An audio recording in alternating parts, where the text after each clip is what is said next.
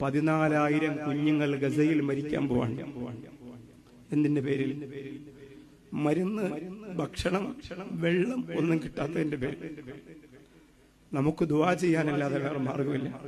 പൊന്നുമോളെ കല്യാണത്തിന് 10 ലക്ഷം രൂപയുടെ മുട്ടായി പൊട്ടിച്ചിട്ടും മതി വരാത്ത നമ്മുടെ ഉമ്മമാർ ഈ വാർത്ത അറിയില്ല.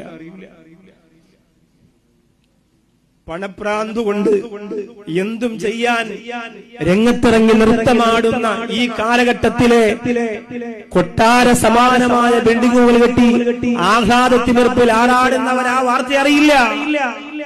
14,000 കുഞ്ഞുമക്കൾ മരണപ്പെടാൻ പോവാണ്.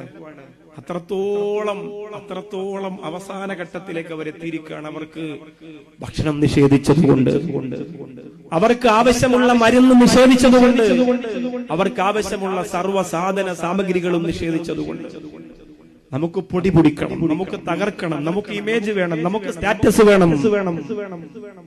കരുണക്കടലായ റബ്ബേ, ഇനിയെങ്കിലും രാജ്യങ്ങൾക്കൊന്ന് ഒത്തുനിന്ന് ആ പാവപ്പെട്ട മക്കൾക്കൊന്ന് അനുകൂലിച്ച് അവരെ ഒന്ന് രക്ഷപ്പെടുത്താൻ, അവരെ കണ്ണീരൊന്ന് കാണാൻ, അവരെ സങ്കടമൊന്ന് തീർക്കാൻ അല്ലാഹുവേ പടച്ചവനെ, മറ്റ് രാജ്യങ്ങൾക്കൊന്ന് ഒരുമിച്ച് നിൽക്കാനുള്ള കരുത്ത് നീ കൊടുക്കണേ അല്ലാ, നീ കൊടുക്കണേ അല്ലാ, നീ കൊടുക്കണേ.